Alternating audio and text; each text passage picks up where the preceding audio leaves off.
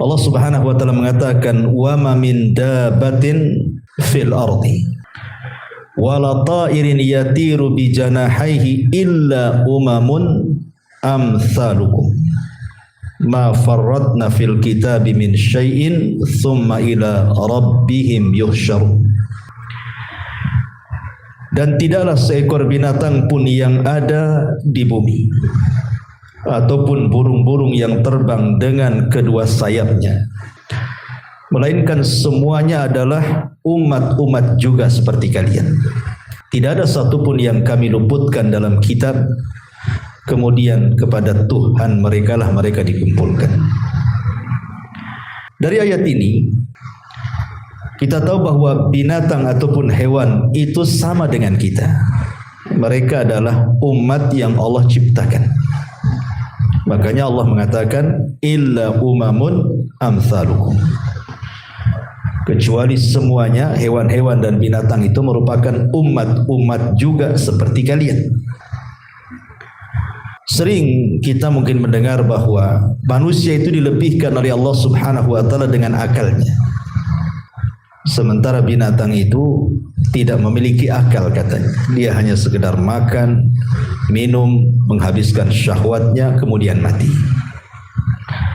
Sebenarnya tidak demikian. Jangan kita katakan bahwa binatang tidak berakal. Binatang punya akal, tapi tentu akal manusia jauh lebih tinggi dibandingkan akal mereka. Buktinya bahwa binatang itu berbicara sesama binatang, itu kenyataannya.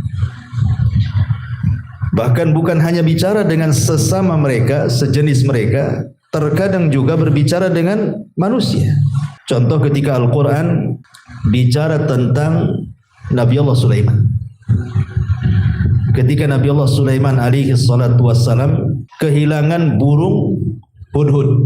Ketika itu Nabi Sulaiman berusaha untuk mencari hudhud, tapi hudhud juga tidak ketemu. Akhirnya kemudian Nabi Allah Sulaiman mengancam hudhud tersebut.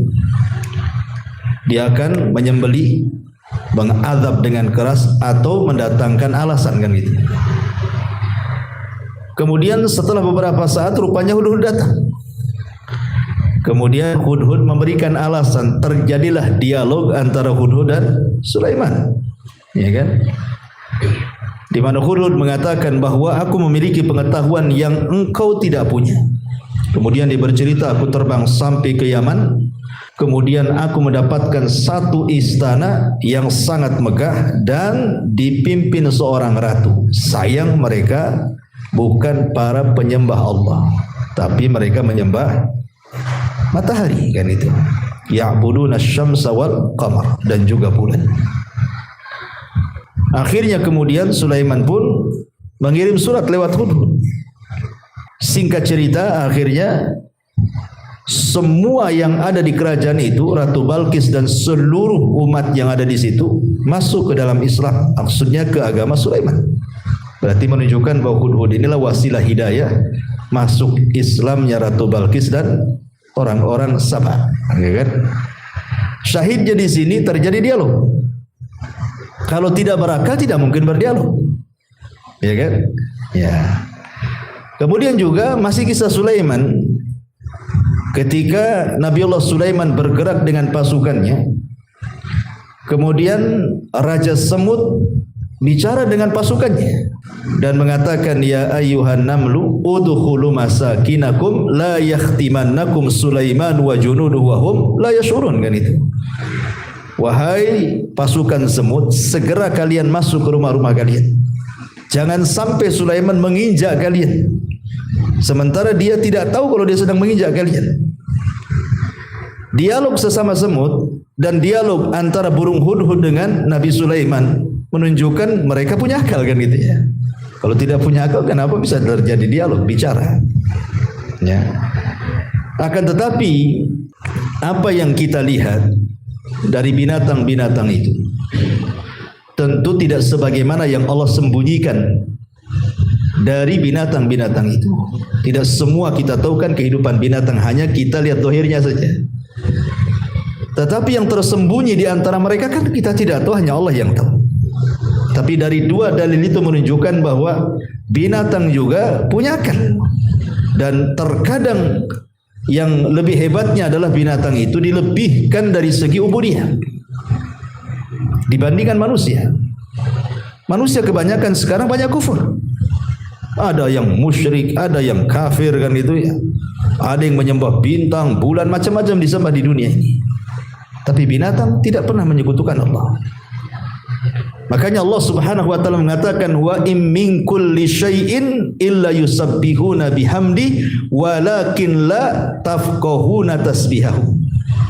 Segala sesuatu yang Allah ciptakan, apakah benda matinya atau hewan-hewannya, semua bertasbih kepada Allah Subhanahu wa taala, cuman kita tidak tahu tasbih mereka. Kita tidak tahu tasbih mereka. Tapi Allah Subhanahu wa taala membahasakan illa yusabbihuna bihamdi, kecuali mereka bertasbih dengan memuji Allah. Artinya kalau seandainya Allah perdengarkan mereka bertasbih, maka kita akan mendengar mereka mengucapkan alhamdulillah. Kalau seandainya kita diperdengarkan batu bertasbih, maka batu akan mengucapkan alhamdulillah. Kalau seandainya kita diperdengarkan bagaimana hewan-hewan bertasbih, tentu kita akan mendengar mereka dengan bahasa mereka menyebut alhamdulillah. Karena mereka bertasbih dengan memuji Allah. Bahasa kita memuji Allah alhamdulillah. Ya tentu dengan bahasa mereka ya kan, yang kita tidak paham.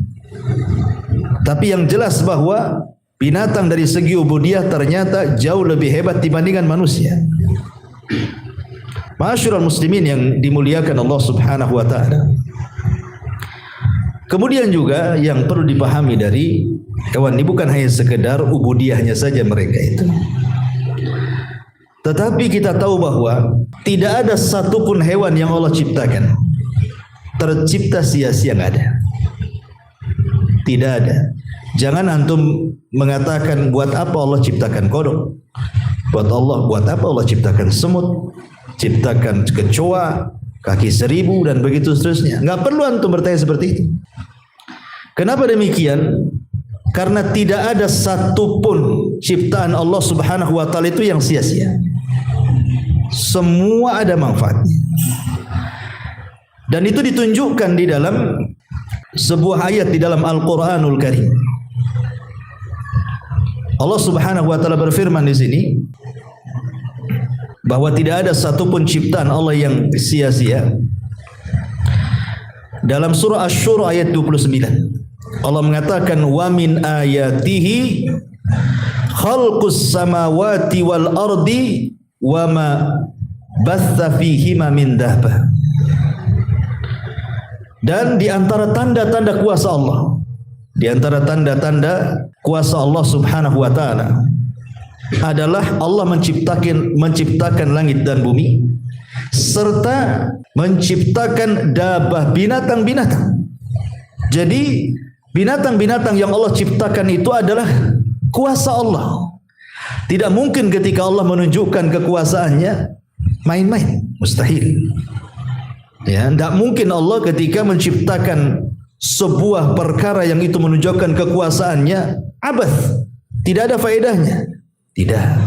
Ya, ciptaan Allah Subhanahu wa taala itu semua ada hikmah di dalamnya, diketahui atau tidak, ada hikmah. Termasuk kenapa Allah menciptakan iblis, Fir'aun, Namrud, semua ada hikmahnya. Tidak ada satupun ciptaan Allah Subhanahu wa taala yang abath, yang main-main itu tidak ada. Ya. Ma'asyiral muslimin yang dimuliakan Allah Subhanahu wa taala. Allah Subhanahu wa taala terkadang memberikan penglihatan kepada binatang itu jauh lebih tajam dibandingkan penglihatan manusia. Jauh lebih hebat, lebih tajam dibandingkan manusia. Satu dunia sejak zaman dulu sampai sekarang tidak ada orang yang melihat malaikat kecuali memang orang-orang tertentu yang diperlihatkan kan. Nabi di ketika Isra Mi'raj atau Nabi Adam ketika dulu diperciptakan, ya kan? Tetapi kebanyakan manusia tidak sanggup melihat malaikat kecuali dalam bentuk tasyakul. Makanya malaikat menjelma sebagai manusia. Seperti hadis Umar bin Khattab radhiyallahu anhu, Jibril menjelma orang yang sangat putih bersih, rambutnya hitam, pakaiannya putih, ya nampak dalam bentuk ketika dia tasyakul, beralih rupa. Tapi dalam bentuk asli tidak ada yang tahu seperti apa bentuk malaikat. Kita hanya tahu sifat-sifatnya dari Nabi saja, bahwa malaikat itu bersayap dan Jibril itu punya 600 sayap, dan Al-Quran menjelaskan bahwa malaikat bersayap, ada yang 2, ada yang 4, ada yang banyak sekali ya. Tetapi perhatikan hadis Abu Hurairah radhiyallahu anhu. Nabi SAW bersabda dalam hadis yang dikeluarkan Bukhari dan Muslim itu, idza sami'tum siyahadiyaki fas'alullaha min fadli fa innaha ra'at malakan. Nah, perhatikan di sini. Apabila engkau melihat kokokan ayam, maka mintalah kepada Allah dari karunia-Nya. Kenapa? Karena ayam itu sedang melihat malaikat. Mereka bisa melihat malaikat, kita tidak bisa. Artinya kan pandangan hewan itu terkadang lebih tajam dibandingkan pandangan kita. Dia bisa melihat malaikat. Bahkan bukan hanya itu saja, setan pun bisa dilihat. Makanya hadis berikutnya, wa idza sami'tum nahiqal himari, apabila engkau melihat ringkikan keledai, fata'awwadhu billahi minasyaitan, maka berlindunglah kepada Allah dari syaitan, fa innahu ra'a syaitanan, karena keledai itu sedang melihat setan. Lihat, ada binatang-binatang itu yang tajam penglihatannya, kita tidak bisa melihat setan. Padahal Allah mengatakan apa? Innahum yarakum min haitsu la tarawnahum. Mereka bisa melihat kita, kita tidak bisa melihat mereka. Tapi ada binatang yang mampu melihat mereka.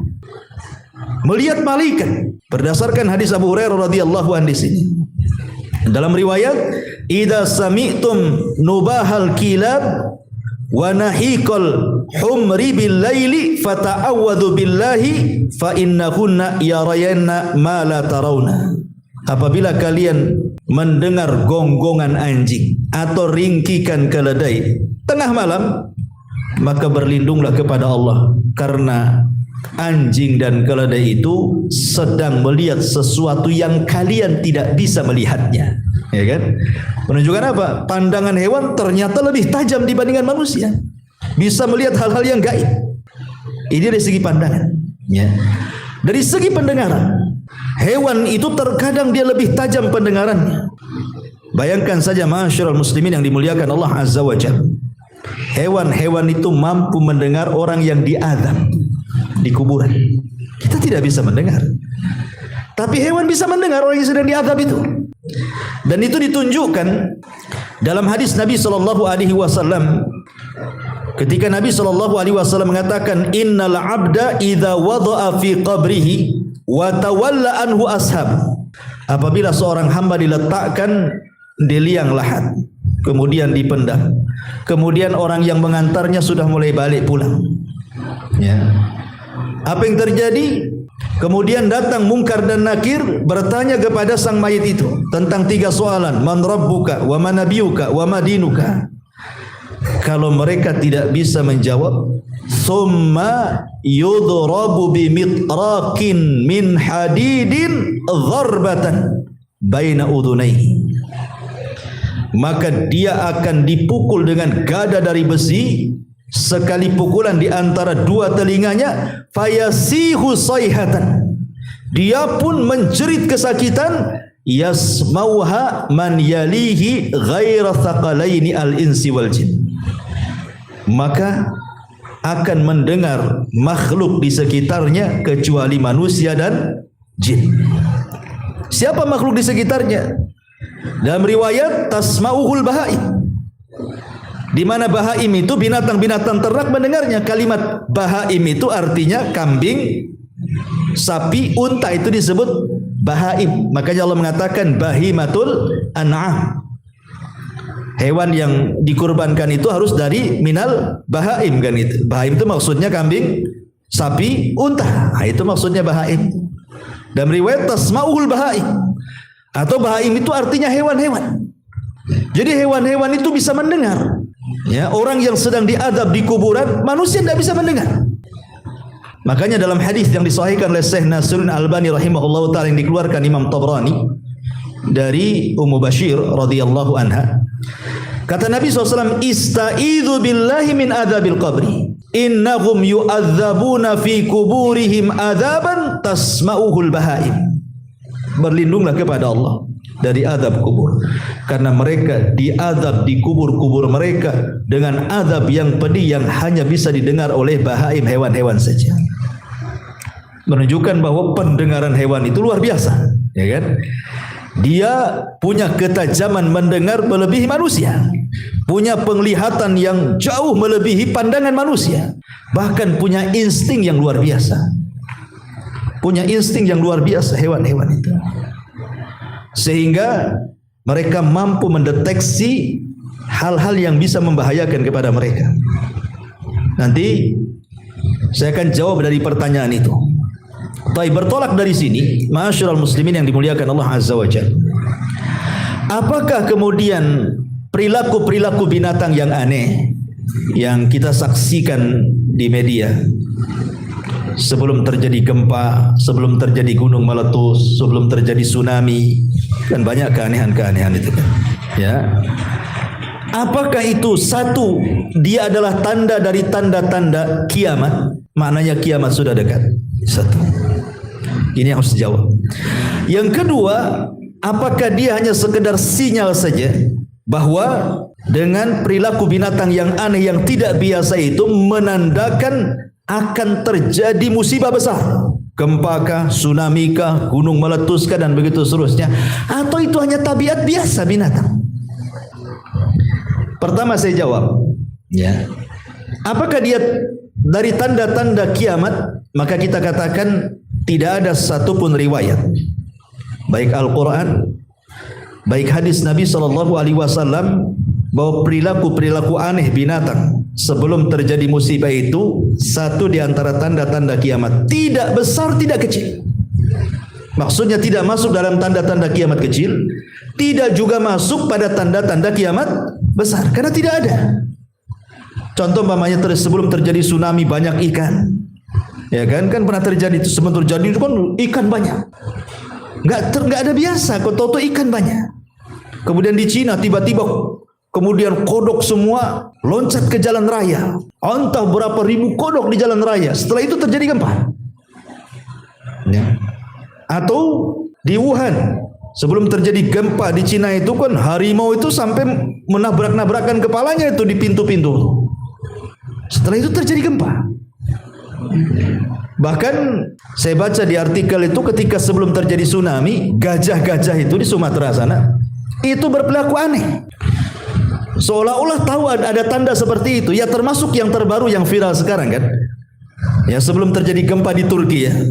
Semoga Allah melindungi mereka. Jadi terjadi aneh, burung itu tiba-tiba dengan kawanannya berkumpul di satu tempat, kemudian terbang memutar kan gitu. Dan banyak lagi. Terus di mana itu? Di Kango saya baca itu ketika sebelum terjadi tsunami, mereka melepaskan kura-kura kecil. Kura-kura itu tidak mau masuk laut, balik lagi. Habis itu terjadi tsunami kan? Kan aneh perilaku seperti ini. Ada lagi kambing yang mutar-mutar 12 hari itu sudah mati semua. Kan gitu ya. Tapi itu katanya karena penyakit itu. Karena kan nggak terjadi apa-apa. Habis itu mati semua, ternyata dideteksi oleh pihak kesehatan itu penyakit gitu. Ya, penyakit kambing wallahualam. Tapi kan aneh sebab viral itu kambing putar-putar 12 hari habis itu mati juga. Enggak berhenti 24 jam, 12 hari. Tapi kan aneh itu kan bagi kita itu kan. Perilakunya kok aneh-aneh gitu. Kalau ini memang menunjukkan dekatnya kiamat, maka kita katakan tidak benar. Kenapa? Karena diutusnya Nabi SAW saja sudah pertanda dekatnya kiamat. Rasul yang mengatakan saya dan hari kiamat itu seperti dua jari begini. Ana was-sa'atu kahataini. Saya dan kiamat seperti ini. Kemudian dirapatkan kata Nabi. Artinya diutusnya Nabi saja sudah mendekati kiamat, tapi tak kiamat-kiamat. Ya. Wafatnya Rasul tanda-tanda kiamat. Peperangan para sahabat mulai dari perang Jamal, perang Siffin, perang Nahrawan gitu ya, tanda kiamat. Terbelahnya bulan, tanda kiamat kan itu. Tapi tidak ada dalam hadis-hadis yang sahih tanda-tanda kiamat itu adanya perilaku binatang yang berbeda dengan kebiasaannya. Kalau itu adalah tanda dekatnya kiamat, sejak dulu juga banyak tanda-tanda yang menunjukkan dekatnya kiamat. Toh sampai hari ini juga gak kiamat-kiamat gitu maksudnya kan. Jadi kita katakan ini bukan tanda-tanda kiamat, tidak masuk dalam tanda-tanda kiamat kecil, tidak pula masuk dalam tanda-tanda kiamat besar. Karena tanda-tanda kiamat kan besar jelas. Dimulai dengan Imam Mahdi, kemudian muncul Dajjal, kemudian turun Isa bin Maryam, kemudian Ya'juj dan Ma'juj, kemudian matahari terbit dari arah barat, kemudian ada dukhan, kemudian setelah dukhan terbit matahari dari arah barat, kemudian setelah itu ada binatang yang melata, kemudian setelah itu terjadi gempa di arah timur, barat dan jazirah Arab, kemudian api yang menggiring manusia ke tempat kumpul mereka di Syam. Jelas tanda-tanda kiamat besar kan? Tidak ada di situ. Tanda-tanda kiamat kecil pun tidak masuk. Walaupun menjadikan kebingungan para ulama kan, karena ini kan kejadian, ini kan akhir-akhir ini saja terjadi. Sebelum-sebelumnya kan nggak ada gitu ya. Sehingga menjadi pertanyaan gitu ya, menjadi pembahasan para ulama juga. Dan yang saya baca dari artikel-artikel yang ditulis oleh para ulama ataupun dari YouTube yang saya dengar ceramah mereka, bahwa itu bukan tanda-tanda, maksudnya bukan dimasukkan dalam tanda-tanda kiamat kecil, juga bukan termasuk tanda-tanda kiamat besar ya. Kalau begitu, yang kedua, boleh jadi itu sinyal bahwa perilaku binatang yang aneh itu bisa saja itu menunjukkan sinyal akan terjadi musibah besar. Kalau ini mungkin. Kalau yang kedua ini mungkin. Kenapa? Karena saya katakan tadi banyak terjadi. Seperti perilaku ikan yang aneh gitu ya, kok banyak ikan. Padahal macam mana ikan bisa tumpah ke daratan? Kalau bukan punya insting akan terjadi sesuatu. Perilaku gajah, perilaku monyet, perilaku kodok yang berjalan di jalan raya, macan yang tadinya garang loh ya. Sampai-sampai kayak macan gila gitu ya. Habis itu terjadi gempa, terjadi tsunami, gunung meletus, macam-macam. Boleh jadi kalau jawaban yang kedua mungkin. Karena saya katakan tadi binatang punya insting yang lebih di antara manusia. Mereka bisa melihat lebih tajam dibandingkan kita, bisa mendengar lebih hebat dibandingkan kita. Bahkan alat teknologi sekalipun tidak bisa mengalahkan hebatnya sinyal daripada binatang. Seperti nyamuk umpamanya kan. Sehebat apapun pesawat tidak punya alat seperti nyamuk yang bisa mendeteksi di kegelapan panas. Sehingga walaupun digelapkan antum tidur di mana saja tahu nyamuk itu di mana. Coba gelapkan, tahu nyamuk itu antum di mana, tahu. Tidak ada radar pesawat yang seperti hebatnya seperti nyamuk ini, Jan. Artinya dia punya sesuatu yang tidak dimiliki manusia, bahkan alat secanggih apapun. Buktinya kalau terjadi musibah, banyak binatang selamat dan banyak manusia mati. Ya kan? Banyak binatang yang selamat karena mereka sudah tahu duluan gitu akan terjadi itu. Seperti burung-burung sudah tahu akan ada tornado, mereka dah kabur duluan. Manusia tidak paham kalau itu sinyal. Bahkan manusia sudah berusaha pun umpamanya kan dari pihak BMKG atau apa sudah meletakkan alat-alat kan bahwa akan terjadi tsunami, akan terjadi gempa, kecolongan juga. Boleh jadi mungkin alatnya sudah kadaluarsa atau apa tuh kan? Ya. Ternyata nggak sempat menyelamatkan, habis juga. Contoh di Turki sekarang. Saya nggak yakin kalau tidak ada alat-alat pendeteksi gempa itu setiap negara pasti punya. Apalagi Turki ini kan negara yang luar biasa maju gitu ya. Pasti punya kan. Tetapi rupanya tsunami gempa lebih dulu daripada sinyal alatnya. Sebab kalau seandainya alat itu mendahului, tentu mereka akan selamat. Paling gedungnya aja ngeroboh kan. Rupanya gempa yang mendahului kan itu daripada alatnya kan itu. Sampai sekarang berapa? 20.000 lebih kan korban itu. Subhanallah, saya nggak kebayang ikhwan. Kita lihat saja korban di Lombok lah yang pernah kita rasakan di negeri kita itu. Sampai saya dapat cerita itu. Ada orang kena timpa tuh karena nggak ada alat berat. Untuk ngoreknya aja setengah mati. Nunggu alat berat sampai 2-3 hari coba, mereka kan kehausan. Jadi kalau dikasih makan tuh dari lubang gitu. Kasih coba. Nunggu alat berat. Gimana kalau sekarang kayak di Turki itu ya kan? yang mereka tidak ada yang ngasih minum, ngasih makanan gitu, mungkin karena ditimpa reruntuhan, belum lagi yang mereka rasakan dari ya mungkin kena luka, kena apa gitu, mati pelan-pelan. Coba ya kan, nggak ketolong kan, nggak kebayang itu. Makanya dari sini pentingnya bahwa jangan pernah merasa aman dari azab Allah Subhanahu wa taala. Jangan katakan itu kan gempa di Turki. Jangan salah. Ya, sehebat apapun Jepang itu teknologi mereka, kena juga. Kurang apa hebatnya Jepang itu? Ya, teknologinya tingkat dewa, tetap juga kena. Ya. Dari sini menunjukkan bahwa tidak ada yang bisa menahan kuasa Allah. Tidak ada yang bisa menahan kuasa Allah. Sehebat apalah manusia itu. Kalau Allah sudah berkehendak itu kun fayakun. Tidak bisa dicegah. Ma'asyiral muslimin yang dimuliakan Allah Azza wa Jalla. Tetapi kalau yang ketiga ini tabiat, ya mungkin tidaklah. Kalau memang itu tabiat binatang, karena kan binatang kan tidak bertabiat seperti itu. Kalau tidak ada apa-apa, binatang kan biasa-biasa saja kan gitu ya, mengikuti tabiatnya dia. Tetapi ketika kemudian bertabiat aneh kan sekali-kali saja, dan rupanya umumnya ya kita lihat itu sinyal adanya bencana. Kebanyakan kalau sudah tabiatnya berubah itu biasanya terjadi bencana. Tetapi bagi kita tentu orang yang beriman, sikap kita kan bukan seperti orang-orang yang kafir. Mungkin orang kafir mengatakan itu tabiat. Jangankan perilaku binatang yang aneh dikatakan tabiat. Gempa saja dikatakan biasa. Itu geser lempengan saja katanya. Ya kan? Gunung meletus ya biasa saja. Gempa biasa katanya. Ya itu ada lempengan yang bergeser. Atau mungkin gerhana ya biasa saja. Tiap tahun juga terjadi gerhana. Itu kalau pandangan orang-orang kafir. Tapi kita pandangan orang yang beriman berbeda. Kenapa? Karena Allah Subhanahu wa taala mengatakan wa manursilu bil ayati illa takhwifa. Tidaklah kami utus tanda-tanda kuasa Allah Subhanahu wa taala kecuali hendak menakut-nakuti hambanya. Bagi kita orang yang beriman, gerhana itu bukan perkara biasa. Karena buktinya setelah terjadi gerhana itu ada juga musibah kan? Sinyal juga loh. Berapa banyak setelah terjadi gerhana tahu-tahu gempa, ya kan? Tahu-tahu ada musibah di mana-mana. Boleh jadi ketika Allah sedang menakut-nakuti kita, kita pula tak takut. Ya. Artinya bagi seorang yang beriman itu kejadian-kejadian aneh ataupun terjadinya gempa, terjadinya tsunami, gunung meletus atau gerhana, bagi kita itu bukan persoalan biasa, bukan. Bukan persoalan teori, tidak. Allah sengaja mengirim bencana-bencana itu untuk menakut-nakuti hambanya. Untuk apa? Untuk supaya kita kembali. Makanya ketika terjadi gerhana total di zaman Rasul, gerhana matahari, itu kan kejadiannya dengan kematian Ibrahim, putra Nabi.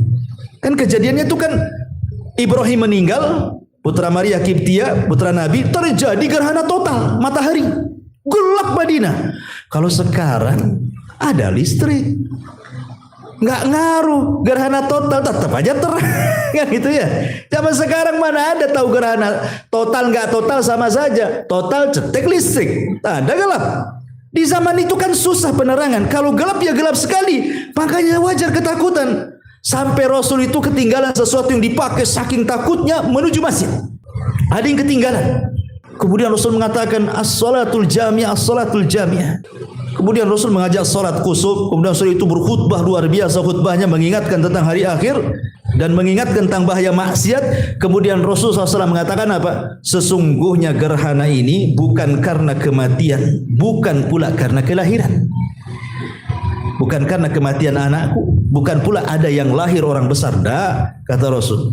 Tetapi gerhana itu liyukhawifu bihi ibadah, untuk menakut-nakuti hambanya. Makanya Allah mengatakan wa manursilu bil ayati illa takhwifa. Tidaklah kami utus kekuasaan Allah kecuali untuk menakut-nakutinya. Jadi kalau seandainya Allah Subhanahu wa taala memperlakukan binatang di luar kebiasaan perilaku dia, sesungguhnya pelajarannya adalah boleh jadi binatang itu sedang mengirim sinyal kepada kita supaya kita lebih berhati-hati dan waspada kan. Karena Allah menciptakan mereka tidak ada yang sia-sia. Makanya Allah Subhanahu wa taala berfirman dalam Al-Quran itu, bagaimana Allah Subhanahu wa taala menundukkan binatang-binatang itu untuk kita. Wa sakhkhara lakum ma fis samawati wa ma fil ardh. Dan Allah telah tundukkan apa yang ada di langit dan apa yang ada di bumi dan di antara keduanya, termasuk juga binatang. Ditundukkan kepada kita, maknanya apa? Ketika mereka ditundukkan kepada kita, bahwa sebenarnya kita diberikan sinyal oleh mereka tanpa harus ada alat teknologi sekalipun untuk memberikan sinyal adanya sebuah bencana. Allah itu sudah rahim dengan kita dengan mengirim tentara-tentaranya memberikan sinyal kan, akan terjadi musibah. Cuman adalah orang-orang yang dilalaikan, tidak mengambil ibrah dari situ, akhirnya terkena pula musibah itu. Ya. Karena Allah tidak pernah sia-sia menciptakan apapun. Ya. Allah berikan sinyal. Boleh jadi mungkin manusia membuat sinyal-sinyal itu juga boleh jadi diambil pelajaran dari binatang kan gitu. Berapa banyak manusia contoh ketika membuat perahu atau membuat pesawat itu kan dilihat dari binatang dulu, baru dibentuk. Contoh saja umpamanya di zaman Qabil dan Habil, ketika Qabil membunuh Habil, kan entah berapa hari tidak dijelaskan. Qabil itu membiarkan jasadnya Habil, bingung mau diapakan kan? Kecuali setelah melihat adanya gagak yang berkelahi dengan saudaranya, kemudian dibunuh, kemudian dikorek, kemudian dimasukkan ke dalam lubang, kemudian dikubur. Baru Qabil mengatakan, kenapa aku tidak secerdas gagak itu? Supaya aku bisa menguburkan. Baru dia kuburkan kan? Artinya Qabil ketika menguburkan Habil itu karena dapat pelajaran dari gagak tadi kan? Banyak sekali pelajaran dari binatang itu. Makanya kalau kita lihat di dalam Al-Quran, kenapa Allah Subhanahu wa taala banyak menyebut binatang dalam Quran itu? Banyak sekali. Ya. Saya akan sebutkan ya beberapanya di antaranya, ya. Seperti Allah Subhanahu wa taala menyebutkan al-asad, singa. Disebutkan dalam surah Al-Mudaththir ayat 51. Kemudian Allah sebutkan bighal. Bighal keledai, ya, disebutkan dalam surah An-Nahl ayat 8. Kemudian Allah sebutkan Baqarah. Baqarah dalam surah Al-Baqarah. Ya. Kemudian juga Allah sebutkan ba'udah, ba'udah. Ba'udah ma'ruf, nyamuk. Yang sudah saya jelaskan bagaimana Al-Quran itu betul-betul menyingkap sesuatu yang di zaman itu tidak pernah tersingkap. Baru teorinya tersingkap di zaman sekarang. Ketika Allah Subhanahu wa taala berbicara, innallaha la yastahi an yadriba mathalan ma ba'udatan fama fawqaha. Kalimat fama fawqaha. Dan sungguhnya Allah tidak malu untuk membuat permisalan seperti seekor nyamuk atau yang lebih kecil dibandingkan nyamuk. Kemudian Allah membahasakan dengan kalimat apa? Fama fawqaha. Fauq itu artinya di atas. Ya. Rupanya setelah diteliti di zaman sekarang, rupanya di nyamuk betina itu ada nyamuk lagi berada di kepalanya dan makanannya ada di kepalanya kan gitu ya. Dan itu hanya bisa dilihat oleh teknologi kan gitu ya, oleh mikroskop. Nah, baru nampak tuh rupanya di situ ada binatang lagi yang makanannya dari kepala nyamuk itu juga gitu ya. Zaman dulu kan orang-orang jahiliyah mentertawakan, apalah Muhammad ini mempermisalkan nyamuk. Allah mempermisalkan nyamuk, kemudian ada binatang lebih kecil daripada nyamuk. Rupanya Allah Subhanahu wa taala ketika berfirman seperti ini bukan main-main. Nah, sekarang sudah tersingkap semuanya. Ya. Kemudian juga Allah Subhanahu wa taala sebutkan jarad, belalang, yang ketika bercerita tentang azabnya kaum Fir'aun. Ya, dikirim belalang yang banyak, kodok, ya kan? Kemudian kutu. Nah, itu kan disebutkan juga dalam Quran ya. Kemudian unta, ya, kemudian juga disebutkan al-hut, ikan dalam cerita Nabi Yunus, ya kan? Kemudian juga khail, kuda ketika bercerita tentang Nabi Sulaiman memandang kuda-kudanya sampai dilupakan sholat. Akhirnya besoknya disembelih semua kudanya kan? Dan Allah ganti dengan angin. Karena dia meninggalkan sesuatu karena Allah Subhanahu wa taala. Kemudian Allah juga menyebutkan khinzir, babi. Ketika Allah haramkan binatang-binatang yang menjijikan seperti babi. Kemudian dzubab, lalat, Allah juga sebutkan bagaimana ketika Allah menyindir berhala-berhala itu mereka lemah. Kemudian Allah mengatakan lan yakhluqa dzubab. Saking lemahnya berhala itu tidak sanggup menciptakan seekor Lalat, padahal lalat itu kan binatang yang kita hinakan tuh. Hidup di kotoran-kotoran. Ya. Kemudian juga Allah menyebut kalimat difdah, kodok, ya kan? Kemudian menyebut al-ijl. Ijl itu patung anak sapi yang kecil itu disebut al-ijl. Makanya Samiri membuat patung anak sapi, ya. Kemudian juga Allah menyebutkan al-ankabut. Al-ankabut ini laba-laba. Ketika mempermisalkan orang-orang musyrik itu seperti laba-laba lemahnya. Seperti laba-laba lemahnya. Ya, kenapa? Karena laba-laba itu keluarganya itu kalau tidak dibunuh membunuh. Nah, gitu ya. Lihat laba-laba itu. Tidak ada satu sarang ada dua laba-laba, nggak ada ceritanya. Laba-laba itu cuma ada satu laba-laba setiap sarangnya. Kalau ada dua pasti yang satu mati. Nggak ada hidup. Kenapa? Karena si jantan ini kalau sudah menghamili si betina, betina akan membunuh jantannya. Kemudian akan memakannya. Nanti nih sebetulnya kalau sudah melahirkan, dia akan dibunuh anaknya. Kemudian nanti kawin lagi anaknya dengan jantan, dibunuh lagi jantannya. Punya anak lagi, anaknya bunuh pula ibunya. Asih bunuh membunuh saja itu laba-laba tuh. Ceritanya kan. Lihat bagaimana keluarga laba-laba itu kalau enggak qatil maktul. Kalau enggak membunuh dibunuh. Saking lemahnya sarang laba-laba itu, tidak ada kondusif dalam keluarga gitu maksudnya. Itulah permisalkan dengan orang-orang musyrik itu seperti itu. Dha'ufat talib wal matlub gitu ya. Yang mintanya lemah, yang dimintanya juga dua-duanya lemah. Tidak bisa saling memberi. Ya.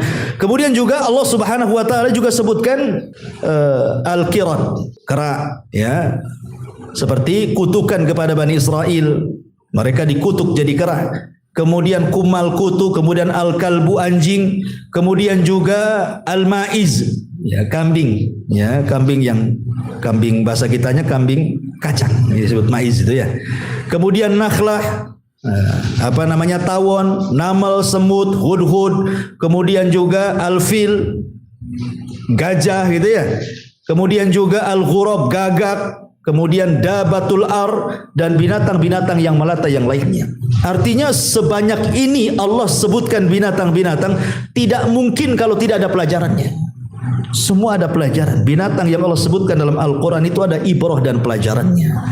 Kalau kita kupas satu persatu, dan saya pernah dulu ya kalau nggak salah mengupas tentang binatang-binatang pemberi risalah hidayah, dan juga binatang-binatang justru yang menyesatkan manusia, memasukkan orang ke neraka.